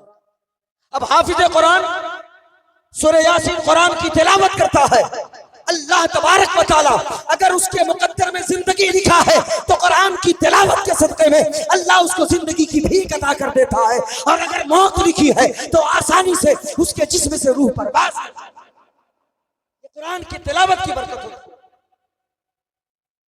लेकिन हम फिर और आगे बढ़े। अब बाप को कफना करके फिर रखा गया ताबूत में, फिर आगे बढ़ा। अब बुलाओ जिसको 4 लाख 10 लाख 20 लाख लगा के प्रोफेसर डॉक्टर कम से कम 2 रकात नमाज पढ़ा के तुम्हारे लिए दुआए मग़फ़िरत करेगा? कर पाएगा? अक्सर हमने देखा है डॉक्टर इंजीनियर को जनाजा तक नहीं पढ़ते, बाप का जनाजा नहीं पढ़ते। एक टू कोने में 4 को लेके खड़ा है, एक टू कोने में 4 को लेके खड़ा। फिर आगे कौन बढ़ता है बाप के दुआए मग़फ़िरत के लिए? हाफिज़ कुरान आगे बढ़ेगा, सीना तान के देख, और फिर कहता है सुन, जमाना इनको बहुत पैसे लगा करके बाप ने पढ़ाया था, ना काम आ सकता, ये औलाद ना काम आए। लेकिन जिसको सबसे कम पैसे में हाफिज कुरान आलिम दीन बनाया था ना, अब वही बेटा काम आ रहा है। और फिर पूरी जिंदगी बेटों के बीच जाएगी। कोई बेटा तेरे कब्र पे पहुंच करके फातिहा नहीं पढ़ेगा, लेकिन जो हाफिज कुरान होगा वो किसी किसी भी दुनिया के कोने में होगा, हाँ तेरे मजार तक ना पहुंच सके ये हो सकता है, लेकिन हर नमाज के बाद वो दुआएं करता है, और जब वो दुआएं करता है उसकी दुआ की बरकत से अल्लाह तबारक व तआला फिर तुझे कब्र में भी आराम देगा, और कल क़यामत के दिन अल्लाह उसी हाफिज कुरान, आलिम कुरान के सदके में तेरी मग़फ़िरत करता है। हाफिज आलिम को हल्का ना समझे, क्योंकि ये बड़ी गारंटी से, क्योंकि ये कैमरे लगे आजकल, हर चीज बड़ी तेजी से फैलता है। अगर बेटे को हाफिज और आलिम बनाया गया, अभी ये जितना भी पढ़ाएंगे बच्चों को, जितना भी दरस हदीस का दर्स देंगे, कुरान पढ़ाएंगे, सबका सवाब इनको तो मिलेगा, लेकिन इनके वालिदैन को भी इसका सवाब मिलेगा, इनका सवाब। इसलिए नेक औलाद छोड़ करके दुनिया से जाए, इसीलिए कहा तो नेक औलाद हाफिज कुरान, आलिम कुरान, अभी जितना तालीम देंगे कुरान हदीस की, इनको सवाब मिलेगा, लेकिन साथ में माँ बाप को, हम जिक्र रसूल कर रहे हैं, है ना, हमको सवाब मिल रहा है, लेकिन हमारे माँ बाप को भी कब्र में उसका सवाब अता किया जाए, क्योंकि माँ बाप ने पैदा किया ना, हम उनके नुत्फे से हैं। तो खुदारा अपनी औलादों को इल्म दीन सिखाएं, और आप भी आलिम के करीब हो, जो मसले ना पता हो उस मसले पर रोशनी डाले। और अपनी माओ बहनों से गुजारिश करूंगा कि जो वाक़अतन वो मसाइल है जो हम नहीं बयान कर सकते, आप भी मदरसा के आलिमा से, मुअल्लिमा से आप उनके पास जाएं, और छुट्टी के बाद जाकर के घंटा आधा घंटा बैठ करके उस मसाइल पर जिक्र करें जो मसले आपको नहीं पता है, क्योंकि एक आलिम खुल करके गुफ्तगू औरत के मसाइल पर नहीं कर सकता है। और जब आप आलिमा के करीब जाएंगी तो आलिमा खुल करके आपको हर मसले पर वो आपसे बात कर सकते, इसलिए आपको जाना चाहिए, क्योंकि अल्लाह का शुक्र है आपको किसी और गांव में नहीं, आपके गांव में ही वो मदरसा। ये काविशें और ये मेहनतें तमाम तर बुजुर्गों के और नौजवानों के कि अल्लाह ने इस, वरना मैं 1 साल पहले जब आया था तो फिर ये मदरसा नहीं था, बल्कि ऐसे ही पढ़ाई हो रहा था। इतना खूबसूरत या मजबूती के साथ ये नया बड़ी तेजी से काम हुआ, ये बहुत बड़ी बात है यार, कि 12 कमरे 2 मंजिला, 6 कमरे 2 मंजिला इतनी जल्दी तैयार करना बड़ा मुश्किल है, लेकिन इन्होंने मेहनत की और अल्लाह ने मदद की, और वो काम पाए तकमील तक पहुंच गया। आपने हिस्सा लिया, ताउन किया, ये दौलतें आपकी बर्बाद नहीं होगी। अगर माँ के नाम पे दिया है तो जब जब उसमें कुरान पढ़ा जाएगा, हदीस पढ़ा जाएगा, उसमें जो भी नेकी की जाएगी, अगर माँ के नाम पे, बाप के नाम पे सारे सवाब के नियत से दिए हो, तो अल्लाह की कसम उसका सवाब माँ बाप को मिलता है। ये आपका रहेगा और बर्बाद नहीं जाएगा, और अल्लाह आपके रिस्क में बरकतें भी अता करेगा। इसलिए जब भी जरूरत पड़े, कभी हादसे हो, कभी मुसीबत आए ना, तो सदका किया करो, सदका मदरसा में दिया करो, या मदरसा के तलबा को बुला के खिला दिया करो, या कुछ पैसे निकाला करो अपनी हैसियत के एतबार से, यतीमों में तकसीम कर दिया करो। ये सदका बहुत जरूरी है। यहाँ तक हमने किताबों में पढ़ा कि अगर सुबह की शुरुआत करे तो सदके से करे, चाहे 1 रुपए हो, लेकिन हमको पता नहीं, क्योंकि हम इल्म नहीं सीखते। तो सदका करने की कोशिश करें, जब भी कोई बला मुसीबत आए दुआ कराएं, दुआ से एतराज नहीं है, लेकिन सदका भी निकालें, इससे बलाएं टल जाती है और मदरसे को फायदा पहुंचता है। और माँ बाप का अगर इंतकाल हो गया है, चलते चलते एक पैगाम और भी आपको दे दूं। एक बात बताएं, हमारे तरफ रसूल है, आपके यहाँ है नहीं जानता, लेकिन एक पैगाम दे रहा हूँ, अगर समझ में आए तो एक्सेप्ट करना, कबूल करना, वरना कोई बात नहीं, मेरी बात मुझे वापस करना। ईद आता है, माँ बाप नहीं हो है जिनके माँ बाप इंतकाल कर चुके हैं, या माँ इंतकाल की है, या खाली बाप, तो रमजान में आप कपड़े सिलाते हो, बच्चों का सिलाते हो, है ना। तो एक जोड़ा अगर बाप का इंतकाल हुआ है, या माँ का, या दोनों का, तो एक जोड़ा उनके नाम से निकाल करके किसी यतीम को वो दे दिया। ये काम करेंगे आप? बोले हाँ हूँ, बोले करेंगे, हाँ करें। मदरसा में दे दे, मदरसा के तलबा ईद बाद जब छुट्टी होके ईद बाद बच्चे आएंगे, फिर उन बच्चों को दे दिया जाएगा अगर कोई नहीं, वरना जो यतीम है, बेवा है, गरीब है, वो एक जोड़ा निकाल के माँ बाप के नाम पर वो आप उनको दे दे, तो वो यतीम भी खुश हो जाएगा, वो मुस्कुराएगा, दुआ देगा, और हमारे माँ बाप को कब्र में उसका सवाब मिलेगा। अल्लाह उसके बदले में, यतीम की खुश होने के बदले में, अल्लाह हो सकता है हमारे माँ बाप की मग़फ़िरत। अल्लाह को कौन सी अदा पसंद आ जाए हम नहीं जानते हैं, इसी को कहते हैं एहसाले सवाब। तो माँ बाप के नाम से कभी कभी एहसाले सवाब यूं ही किया करो, जरूरी नहीं कि इमाम साहब चंदा मांगे तब दिया, कभी कभी अपनी खुशी से निकाल दिया करो माँ बाप के नाम पर। और इल्म दीन ना होने की वजह से मेरे भाई बहुत सी खराबियां हैं। मैंने पहले कहा मैं नहीं बयान कर पाऊंगा पूरा तफसील से, फिर जिंदगी बाकी रही, फिर मुलाकात होगी अगर तो फिर आएंगे तो फिर तफसील से बता देंगे कि इल्म दीन ना सीखने की वजह से बहुत बड़ा नुकसान और बहुत बड़ा खसारा हमारे दरमियान है। भाई भाई में अगर इख्तिलाफ है ये ला इल्मी की वजह से है, बाप बेटे में इख्तिलाफ है जहालत की बुनियाद है, माँ बेटे में इख्तिलाफ है जहालत की बुनियाद है, समधी समधी में अगर बुराई है तो ये जहालत की बुनियाद है।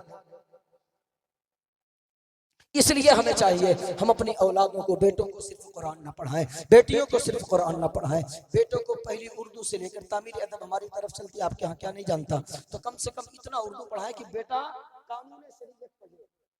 कानून शरीयत तक किताब का नाम है ना, कानून शरीयत वो पढ़े, और बेटियां कम से कम सुन्नी बहश्ती जेवर या जन्नती जेवर का मुताला करें, है ना, तो उसको पूरी जिंदगी का मामला समझ में आ जाएगा कि माँ के यहाँ रहना है तो किस तरीके से जिंदगी गुजारनी है, फिर ससुराल में जाना है किस तरीके से जिंदगी गुजारनी है, फिर माँ बनूंगी तो फिर औलाद की परवरिश कैसे करनी है। जब वो दीन सीख जाएगी तो फिर उससे, उसके गोद से जब बेटा पैदा होगा तो फिर अल्लाह की कसम वो नचनिया नहीं पैदा होगा, वो बेटा जब पैदा होगा तो खालिद इब्न वलीद का गुलाम बन करके पैदा होगा, हजरत कासिम का गुलाम बन करके पैदा होगा। जब बेटा पैदा होगा तो करबला के शहजादों का गुलाम बनकर,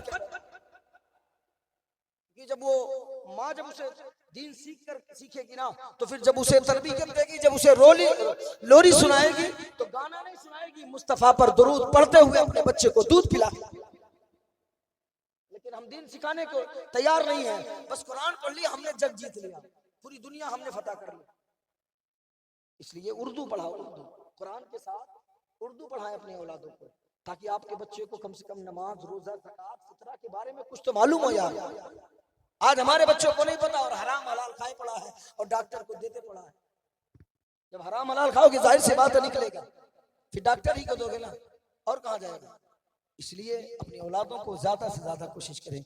बस थोड़ी देर मैं इस हवाले से भी बता दूं कि ला इल्मी की वजह से लोगों आज माँ बाप को सताया जा रहा है ना, बड़े भाई को सताया जा रहा है, बड़ी बहनों को सताया जा रहा है।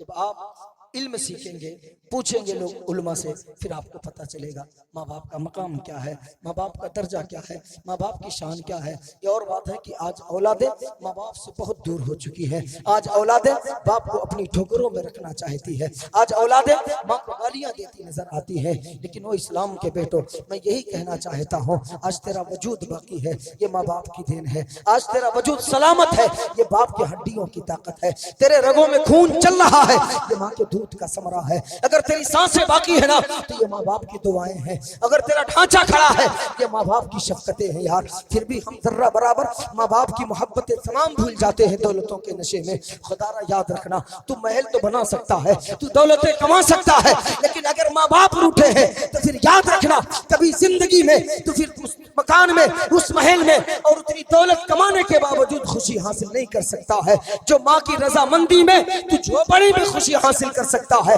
माँ बाप के नाराजगी में तू महल में खुशी हासिल नहीं, तो याद रख ले, आप नहीं हासिल कर सकते। माँ बाप होते क्या है आपको नहीं पता, तो पता करने की कोशिश करें। अब तो जो बच्चे अब पैदा हो रहे हैं ऑपरेशन से ना, उन पे माँ बाप का और एहसान है। अब आप कहेंगे मौलाना उनका कितना एहसान है, तो मैं बताऊं, जो बच्चा जनती है माँ, उनसे पूछो जो ऑपरेशन करते हैं, या डॉक्टर कोई होगा तो वो जानता होगा। जब माँ को ऑपरेशन डॉक्टर करता है ना, तो डॉक्टर पहले ही साइन कराता है ये मर जाएगी या बच्चा मर जाएगा, मेरी गारंटी नहीं है। माँ मुस्कुरा के साइन करती है और डॉक्टर से क्या कहती है, डॉक्टर सुन, मैं मर जाऊं चलेगा, लेकिन मेरी औलाद को जिंदा बचा ले, मेरी औलाद को जिंदा बचा लेना। और एक इंजेक्शन डॉक्टर लगाता है, कहाँ लगाता है आपको नहीं पता है, मुझे पता है। वो डॉक्टर कमर में एक इंजेक्शन लगाता है माँ को, और वो इंजेक्शन जब लग जाता है ना, फिर माँ की पूरी ताकत टूट जाती है। फिर वो माँ पूरी जिंदगी में उस तरीके से ताकत महसूस नहीं कर पाती है जैसे तुम्हें विलादत से पहले महसूस किया। जब भी हवा चलती है ना, माँ की कमर टूट जाती है। इसको याद रख लेना आप। जब हवाएं चलती है जोर की, माँ उस दर्द को बर्दाश्त नहीं करती। वरना पूछ लेना जिन माओ ने ऑपरेशन से बच्चे को जमा है, इतनी तकलीफ यार झेलने के बाद माएँ हमें पैदा करती है, बाप न जाने कितनी मशक्कतों के बाद फिर हमें जवान करता है, लुक़मे खिलाने के चक्कर में न जाने कितनी गालियां खाता है, उसके बावजूद हम उस बाप के तमाम तर एहसानात को भुला देते, माँ के तमाम तर दर्द को हम भूल जाते। एक रात की दुल्हन और पूरी जिंदगी माँ बाप की मेहनत पर हम पानी फेर देते और कहते हैं अरे क्या हुआ, हमने माँ के साथ इतना खर्च किया, इतना खिदमत किया, तो माँ का हक अदा कर लेगा कभी? बोले कोई कर लेगा? नहीं कर पाएगा यार, नहीं कर पाओगे। सर रगड़ करके माँ के तलवे में मर जाओ फिर भी तुम माँ का हक अदा नहीं कर पाओ, नहीं कर सकते हो। माँ वो चीज है, नहीं हक अदा कर पाओगे। और यही वजह है कि हक अदा क्यों नहीं कर पाओगे पता? आपने देखा भी होगा, सुना भी होगा, अगर किसी की माँ अभी 10 दिन कंटिन्यू हॉस्पिटल में हो और डॉक्टर ये कह दे कि बचना ना मुश्किल है, अब ये बच नहीं पाएगी, अब वो बेटा पैसा बचाने की भी कोशिश करेगा, इल्ला माशाअल्लाह कुछ बेटों को छोड़ के कि यार जब मर जाना है तो पैसा काहे को लगाए। फिर 2 रात जागेगा, तीसरी रात जागेगा, चौथी रात दुआ करेगा अल्लाह उठा ले, अब नहीं देखा जाता, अब नहीं झेला जाता। कितनी रात? 2 से 3, 3 से 4 रात जागने में सारी औकातें तुम्हारी बाहर हो जाती है। और माँ का हक अदा क्यों नहीं हो सकता है? 4 दिन तू माँ के सिरहाने खड़ा रहा हॉस्पिटल में, तो दुआएं करने लगा अल्लाह उठा ले, अब देखा नहीं जाता, जिससे भी मिलता है यार दुआ कर दे, अब नहीं बर्दाश्त हो रहा है, माँ को अल्लाह उठा ले, अब नहीं देखा जाता है। लेकिन गारंटी से कह के जा रहा हूँ, जाके अपने घरों में अगर माए जिंदा है तो पूछ लेना, 4 दिन नहीं, अगर 4 महीने तक तू बिस्तर पे पड़ा रहे बीमार, तो तेरी माँ कभी ये दुआ नहीं करेगी अल्लाह तू इसे उठा ले, अब खिदमत नहीं होता है, अब इसकी परवरिश नहीं की जाती है। अल्लाह की कसम, जब जब माँ दुआ के लिए हाथ उठाएगी यही दुआ करती है, ओ बारी के ताला इसकी बीमारी मुझे दे दे और मेरी जिंदगी इसे अता कर दे, मेरी औलाद को जिंदगी की भीख अता कर। ये माँ होती है माँ। लोग कहते हैं बस अरे क्या किया है आपने, पैदा किया, आपका फर्ज था, बस इतना ही था, कर लोगे तुम उतनी? 4 दिन माँ का कपड़ा धुलना पड़ जाए, सारी औकात बाहर हो जाएगी। कई साल तक तुम्हारे कपड़े को धुली पता है? पेशाब पखाने को कई साल तक धुलती रही। और हमने अब तक सिर्फ किताबों में पढ़ा था, मौलवी उलमाओं से सुना था कि माँ की खिदमत का सिला अल्लाह बहुत देता है, लेकिन हमने देखा, आंखों से देखा है। अपने इलाके का एक मामला सुन ले, गौर से सुन ले, अगर यही आखिरी वाकया है, मैं इसके बाद नहीं बोलूंगा, उसके बाद कुछ शेर माँ के हवाले से पढ़ूंगा, फिर सलातो सलाम। बस यही बात जान ले कि माँ की खिदमत का सिला अल्लाह कितना बड़ा देता है। 4-5 भाई हैं वो लोग, माँ इतना बीमार हो गई, इतना कि पेशाब पाखाना और उल्टी बिस्तर पे करती। हम लोगों ने देखा तो बेटा कोई उसके करीब ना जाता, जो सबसे बड़ा बेटा था ना वही रहता उसके करीब, तो सारे बेटे कमाने लगे थे, अब उसके करीब नहीं जाते। मरना है तो बिस्तर पे अब सब कुछ हो रहा है तो मर जाएगी, लेकिन जो बड़ा बेटा था ना ये छोड़ा नहीं। हमने आंखों से देखा, जब माँ उल्टी करती ना बेटा ऐसे हाथ फैला देता, अल्लाह, बेटा हाथ फैला देता, उल्टी को अपने हाथ में लेता, पखाने को हाथ में ले जाकर के फेंकता। बड़ा तरस आता गाँव के लोगों को, और वो इसी माँ की खिदमत में लगा रहा, कई महीनों तक खिदमत करता रहा। और भाई सब कमाते रहे, पैसा कमाते रहे, लेकिन वो ज्यादा पढ़ा भी नहीं था, 8 या 10 तक पढ़ा था, और बस माँ की खिदमत करता रहा। माँ का इंतकाल हो गया। माँ के इंतकाल के बाद अचानक से देखे माँ की खिदमत का सिला अल्लाह कितना देता। वो बहुत पैसे वाले हो गए, उनके पास बहुत पैसे हो गए क्योंकि वो कमाने में लगे थे, ये माँ की खिदमत कर रहा है। लेकिन अचानक से न जाने कैसा वक्त ने करवट लिया। मैं तो ये कहता हूँ ये वक्त ने करवट नहीं लिया है, बीमारी के वक्त जब उल्टियों को अपने हाथों में लेता रहा, माँ के पखाने को अपने हाथों से साफ करता रहा, तो माँ ने दिल से दुआएं दी होगी कि इधर माँ का इंतकाल होता है, चंद महीनों में उसकी सरकारी जॉब लगती है। आज अल्हम्दुलिल्लाह वो बेटा तमाम बेटों में सबसे अमीर सादा बेटा। ये माँ की खिदमत का सिला है यार, इसलिए माओं की खिदमत किया करो, बाप की इज्जत किया करो और बाप की खिदमत किया करो। इसलिए कि बाप मरने के बाद फिर बाप का चेहरा ढूंढते फिरोगे नहीं मिलेगा, माँ का चेहरा ढूंढते मिलोगे पूरी दुनिया में माँ का चेहरा तुम्हें नजर, पूरी दुनिया में नजर नहीं आएगा माँ का चेहरा, बाप का चेहरा नहीं दिखेगा। फिर तरसते रहो, फिर इंतजार करते रहो, कुछ नहीं होने वाला। अल्लाह ने ये नेमत दी है, खिदमत कर ले। अल्लाह ने ये नेमत दी है, इनकी इज्जत कर ले, कदर कर ले, मोहब्बत कर ले, प्यार कर ले। और जितना वक्त हो सके ना उतना वक्त अपने माँ बाप को दिया करें।